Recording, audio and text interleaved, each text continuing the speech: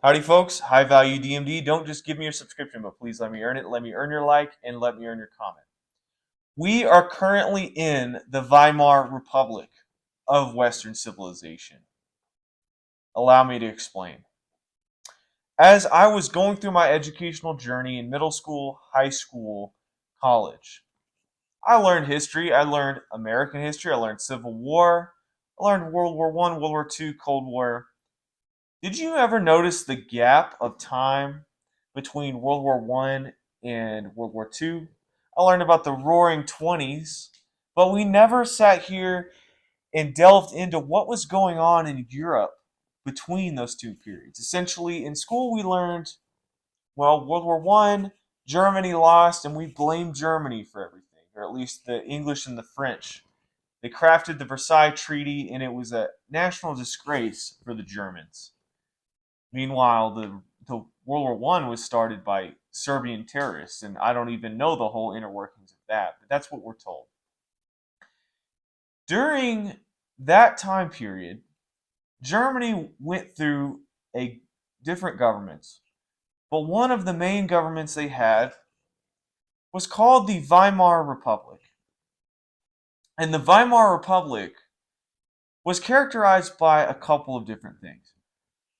Number one was economic instability. They went through periods of hyperinflation. Does this ring a bell already? Because the United States, Western civilization, we have economic instability that we are seeing.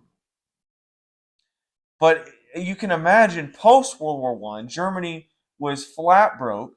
They had just fought a war on a couple of fronts.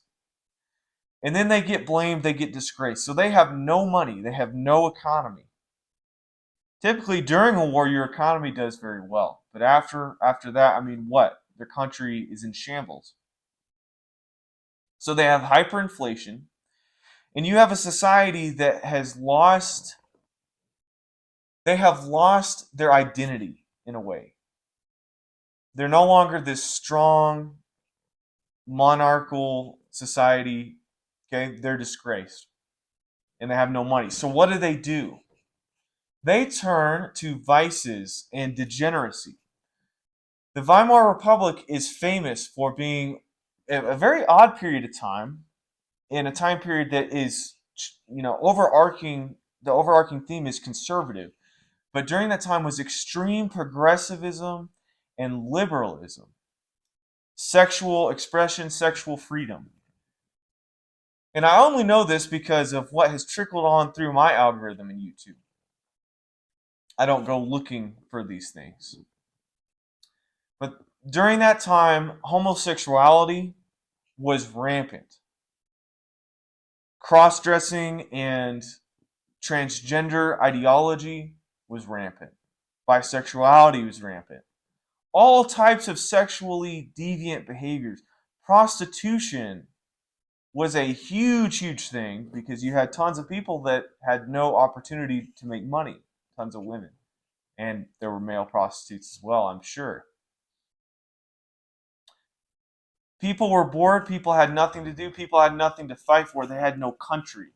And you had certain intellectuals that were part of what's called the Frankfurt School that were pushing all different types of weird ideas, pushing up against the norm, the conservative norm that the previous German government had fostered.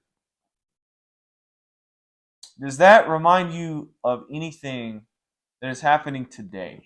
If you look around today, you have certain pride parades, as they're called, in the month of June.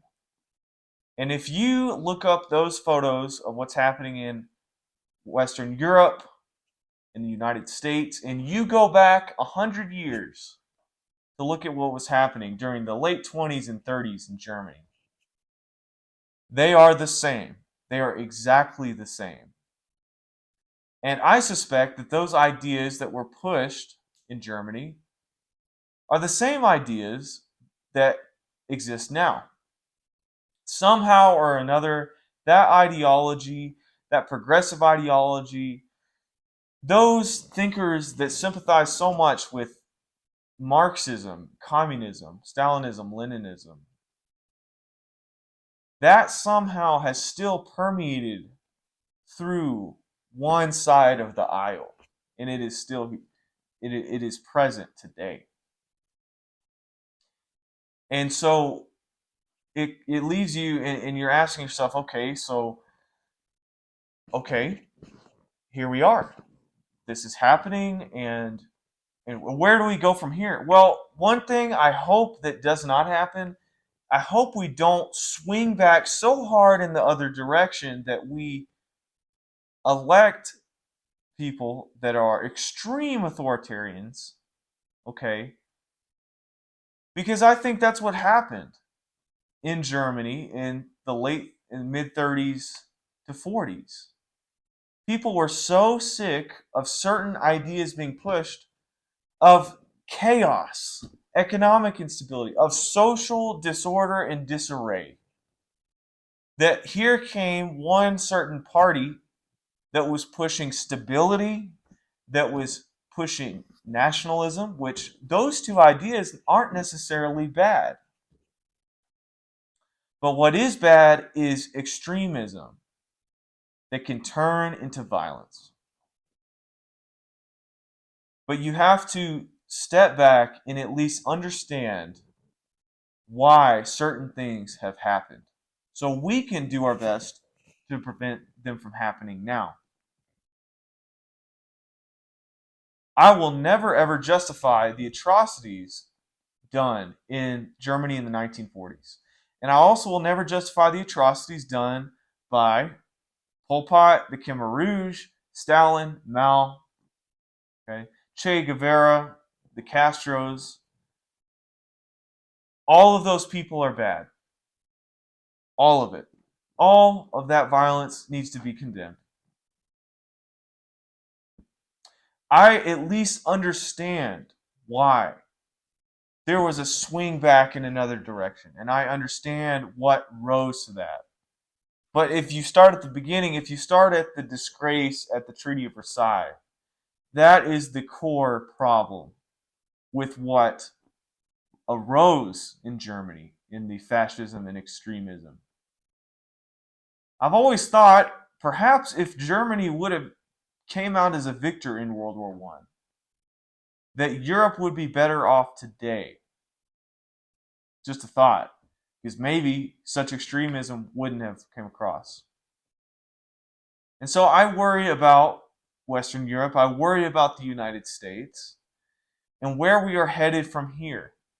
Because to be quite honest with you, people are getting absolutely sick of being inundated with ideas that are anti-family, that are anti-church, they are anti-Christian, Protestant and Catholic, the pro-abortion, the pro-LGBTQIA plus acceptance. Look, I treat everybody with respect.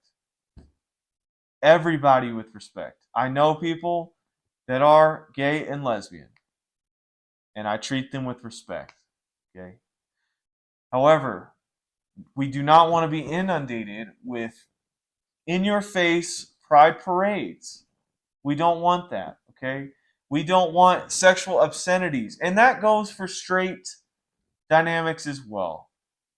We do not want obscenities of any sexual type in our public spaces. Okay.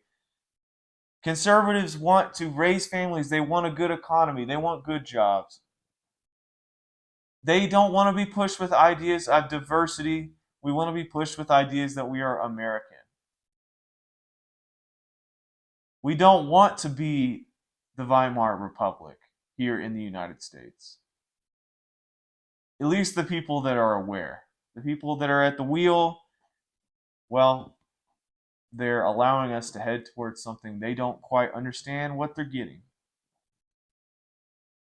With that, I will leave you. Let me know what you think below. Did you know what the Weimar Republic was before this video? Do you disagree or do you agree with the ideology pushed by the Weimar Republic? Let me know what you think below. As always, till next time.